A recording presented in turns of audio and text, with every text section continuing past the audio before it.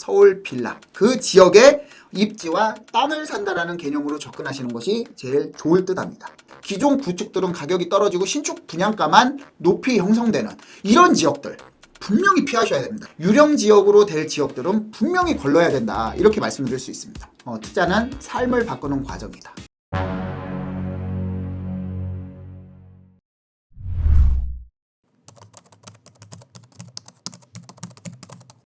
안녕하세요. 반갑습니다. 부말리의 이충민입니다.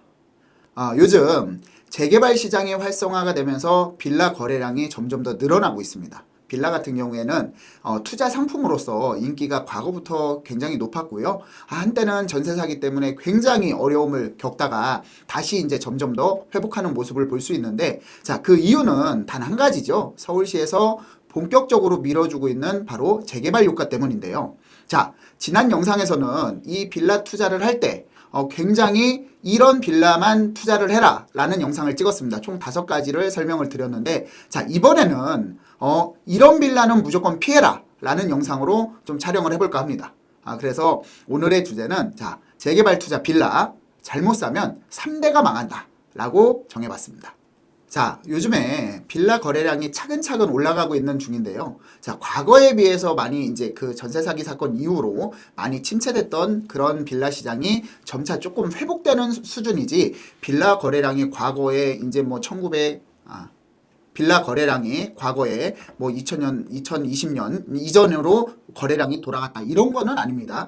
차분히 지금 거래량이 꾸준히 늘어나고 있는 모습을 볼 수 있는데, 자, 그 이유는 제가 앞서 말씀드렸듯이 서울시에서 재개발을 굉장히 좀 강력하게 밀어주고 추진을 하고 있습니다. 재개발의 종류도 굉장히 다양하죠. 뭐 역세권 시프트, 역세권 활성화 사업, 모아타운이라든가 아니면은 신속통합기획구역, 공공재개발까지 정말 다양한 재개발이 있습니다. 하지만 여기에서 이제 재개발에 기본적으로 이 재화, 그러니까 재개발을 하려면 땅이 필요한데 그 땅 안에는 빌라와 단독주택, 다가구주택, 상가들이 혼재되어 있는데 대부분 소액으로 투자할 수 있는 상품이 빌라다 보니까 그런 빌라에 대한 선호도가 높아지고 거래량이 늘어나는 모습입니다.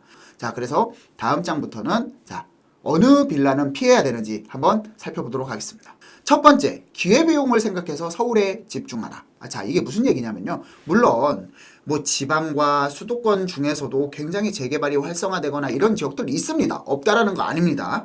그렇기 때문에 이 지역들을 폄훼하거나 그런 게 아니지만, 자, 재개발이 된다라고 해서 우리나라 지금 평균 재개발 기간이 14년이 넘습니다. 자, 하지만 중간에 정치적인 영향에 따라서 또 해지가 될 수도 있고요. 정책의 영향이 아니라 정치적인 영향에 따라서 구역 지정이 됐는데도 불구하고 해제가 되거나 이런 것들이 많기 때문에, 자, 그럼 어떻게 됩니까? 자, 해제가 되면 다른 지역 같은 경우에는요, 다시 재지정이 되고 추진하기가 굉장히 어렵습니다. 물론 된다라고 하더라도 굉장히 오랜 시간이 걸려야 되고요. 그럼 어떻게 됩니까? 제가 말씀드린 대로 이 기회비용. 자, 제가 10년 보고 재개발에 투자를 했습니다. 근데 20년 돼도 재개발이 안 됩니다. 30년 돼도 재개발이 안 돼요.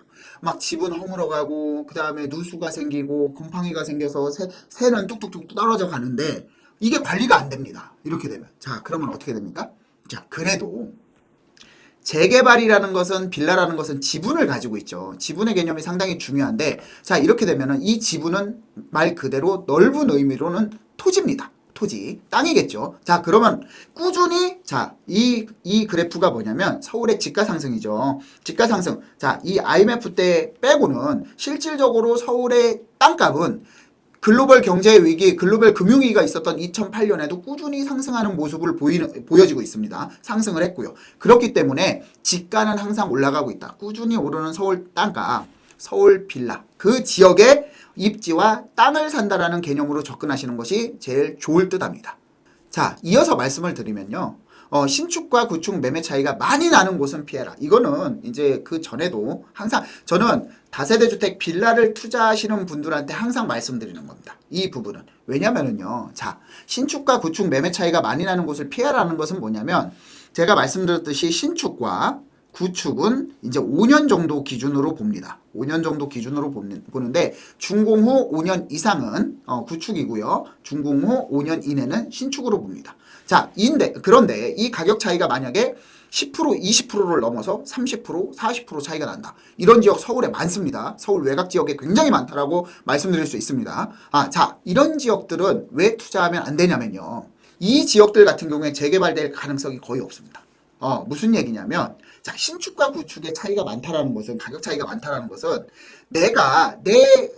아까 말씀드렸죠? 14년 정도 이상 걸린다라고. 내 것도 5년 정도 걸리는데 5년 있으면 구축이 된다. 신축을 샀는데 5년, 4, 5년 있으면 구축이 된다. 내 가격은 안 올라가지만 신축들은 또 가격이 올라간다. 이건 뭐냐면요. 또 기회비용을 까먹는 겁니다. 기회비용을 잃어버리는 거예요. 자, 그래서 여기 같은 경우에 이런 현상이 왜 일어나느냐. 자, 주변에 가만히 살펴보시면요. 이런 지역들은요. 주변에 단독주택과 다가구 주택들이 굉장히 혼재되어 있고 많이 있습니다. 비중이 굉장히 높다라는 겁니다. 그게 무슨 얘기냐면 왜 단독주택, 다가구 주택이 많은데 신축과 구축, 빌라 차이, 가격 차이가 나는 거랑 무슨 상관이야? 이렇게 말씀하실 분들 분명히 계십니다. 그럼 공부하셔야 됩니다. 왜냐하면은 이런 부분들은요. 제가 가격이 올라갈 만하면 옆에 부시고 짓고 가격이 올라갈 만하면 옆에 부시고 짓고 이런 현상이 나타납니다. 자, 그러면은 신축 비율이 굉장히 올라가겠죠. 신축 비율이 올라가면서 기존 구축들은 가격이 떨어지고 신축 분양가만 높이 형성되는 이런 지역들 분명히 피하셔야 됩니다. 이런 지역들은 서울 외곽 지역들에 분명히 많다라고 말씀드렸습니다. 이런 지역들은요. 감정평가 자체도 안 나오고 매매가 자체가 부옥에 동의서가 거칠 수가 없습니다. 그래서 재개발이 될 가능성도 굉장히 희박한 지역이다라고 말씀드릴 수 있습니다. 자, 그리고 세 번째 마지막으로 말씀드릴 것이 바로 역세권이 아니라 유령지역이 될 곳을 조심하라. 자, 이런 지역들 분명히 있습니다. 제가 부동산 경험이 20년이 넘었다라고 말씀드렸지 않습니까? 그때 분명히 이제 손님들한테 우리 이제 의뢰인분들한테 이제 투자하는 상담과 매물을 많이 소개를 했는데 자, 지금 20년이 된 지금 자, 아파트 입주권을 받아서 5년, 10년 전에 들어가셔가지고 거주하시는 분도 계시고요. 물론 저한테 이제 뭐 이렇게 저를 통해서 투자를 하셨지만 지금도 진행이 안 되는 곳이 있긴 있습니다. 제가 신이 아닌 이상 정부 정책과 여러 가지 이유로 재개발이 해제되고 지정되고 이런 부분까지는 정확히 맞출 수 없지만 자, 하지만 이런 유령 지역들 같은 경우에는요. 자, 역세권이나 위치가 좋은 입지 같은 경우는 입지가 최우선인 지역 같은 경우에는 가격이 떨어졌다가도 상승하고 구역이 해제됐다가도 다시 구역 지정이 됩니다. 그렇기 때문에 갈로면 갑니다. 제가 항상 말씀드리는 재개발은 갈로면 간다 이렇게 말씀을 드리는데 자, 그렇지 않은 동네 자, 이제 지하철역이 멀고 그 다음에 빌라 가격이 굉장히 낮고 노후도는 높지만 거기에 거주하는 비율 중에 고령 인구가 상당히 많고 그리고 노후도가 80%, 90% 되지만 고령 인구가 많고 이런 데는 재개발되기 진짜 어렵습니다. 이런 지역들은요. 10년, 20년, 30년 돼도 유령 지역들로 될 가능성이 높아요. 물론 뭐 어떤 이제 정치적으로 아니면은 정부에서 아니면 서울시에서 주도적으로 공공개발 정도로 해가지고 이제 조합원들한테 뭐 추가 용적률 인센티브를 엄청나게 뭐 말도 안 되게 줘가지고 조합원 뭐 이제 이 추가 분담금을 없이 간다라고 하면은 그 연세 드신 고령의 연세 드신 분들도 동의를 하겠지만 일부 동의를 하겠지만 이런 부분들은 상당한 진통을 겪고 어렵다라는 거 분명히 말씀드리고요. 이런 지역들 상당히 많이 있습니다. 서울에. 이런 지역들은 분명히 재개발이 돼야 되는데 아직도 재개발이 안 되고 있어. 이런 의아한 지역들. 아직도 뭐 골목이 차가 못 들어가서 걸어서 올라가는 지역들. 그리고 이제 그 정화조 이 차가 펌프가 막 한 300m, 400m 연결해야만 뿜어낼 수 있는 지역들. 이런 지역들 서울시에 없지 않습니다. 분명히 있습니다. 하지만 이런 지역들이 왜 우선적으로 재개발이 안 되겠습니까? 안 되는 겁니다. 이해관계 때문에 안 되는 겁니다. 그렇기 때문에 이런 유령 지역들, 유령 지역으로 될 지역들은 분명히 걸러야 된다. 이렇게 말씀드릴 수 있습니다. 자, 그래서 마지막으로 좀 정리를 해드리면 재개발 빌라 투자자들에게 전하고 싶은 말입니다. 자, 보이는 것만 보지 말고 보이지 않는 가치를 찾아라. 이거 굉장히 중요하죠. 지금 현재는 낙후돼 있고 낡은 건물, 좁은 골목길 이런 데가 지금 현재는 보이지만 이런 데에서 황금 빌라가 있을 수 있습니다. 황금 투자 상품이 있을 수 있기 때문에 자, 하지만 제가 말씀드렸죠. 유령 도시가 될 가능성도 있습니다. 이런 부분들은 분명히 꼼꼼히 찾아보고 공부하고 하셔야 됩니다. 그리고 두 번째는 소문과 현실에 주목하라. 자, 여기는 뜬대. 이런 소문 있잖아요. 물론 뜰 수 있습니다. 뭐 친구 따라 강남 가서 예전에는 많이 돈 벌었죠. 하지만 올라가는 시기에 무조건 누구나 돈 벌지 않고요. 떨어지는 시기에 누구나 돈을 잃지 않습니다. 올라가는 시기에도 돈을 잃는 사람이 있고요. 떨어지는 시기에도 돈을 버는 사람이 있습니다. 그래서 이런 부분들, 소문과 현실에 주목하라는 것은 뭐냐면 여기에 뜨는지 안 뜨는지 본인이 확인하고, 자, 그리고 실제 조합 승인이라든가 사업 계획서 이런 여러 가지를 검토를 하면, 자, 제가 항상 말씀을 드리는 것은 여기는 뜬대라는 지역과 그 다음에 조합 설립 인가, 구역 지정되고 조합 설립 인가가 나고 단계별로 추진되는 지역들, 투자금 자체가 다릅니다. 이런 지역들. 그렇기 때문에 이런 부분들을 조금 꼼꼼히 생각해 보시고 접근하시는 것이 좋을 것 같고요. 세 번째는 언젠가는 그때 사길 잘했다.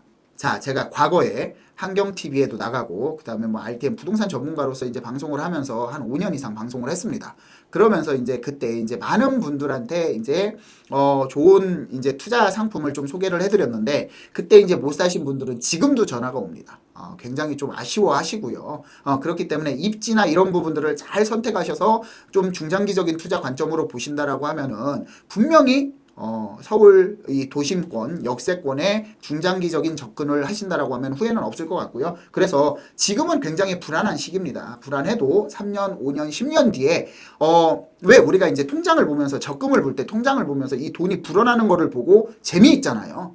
그러면 내가 부동산을 하나 투자해 놨는데 이게 조금씩 가격 올라가는 시세 확인을 하는 것만으로도 굉장히 재미진 인생이 될 수 있습니다. 그렇게 말씀드리고 싶고요. 그래서 이제 제가 말씀드리는 게 그때 안 샀으면 어쩔 뻔했어 하시는 분도 계시지만 그때 살 걸 하시는 분들이 더 많다라는 것도 말씀드리고 싶고요. 자, 그리고 마지막으로 투자는 삶을 바꾸는 과정이다. 자, 우리나라 속담이 있죠. 사촌이 땅을 사도 배가 아프다. 자, 우리나라는 부자들이 굉장히 욕을 먹습니다.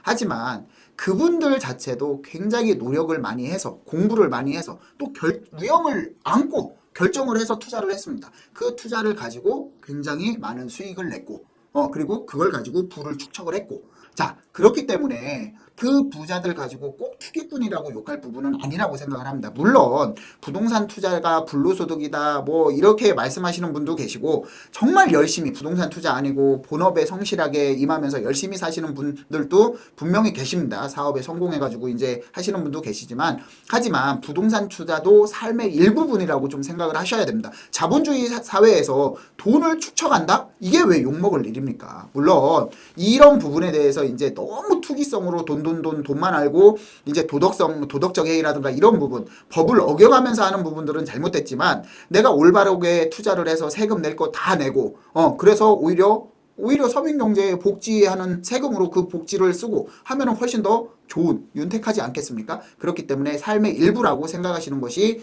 훨씬 더 좋을 것 같습니다. 자, 그래서 오늘 지금까지 빌라 투자, 황금 빌라 투자와 똥 빌라 투자에 대해서 좀 설명을 드렸습니다. 자, 그만큼 이제 다세대 주택 빌라에 대해서 선호도가 높아서 제가 항상 재개발 쪽에 이제 빌라 투자에 대해서 좀 설명을 많이 하는 편인데요. 자, 이런 영상들을 하나하나 축적해서 공부해서 현장에 임장 활동을 하고 확인을 한다라고 하면은 분명히 우리 구독자분들도 노하우가 쌓이고요. 그렇기 때문에 현명하고 올바른 투자물 상품을 선택할 수 있는 그런 기준이 설 것이라고 저는 확신할 수 있습니다.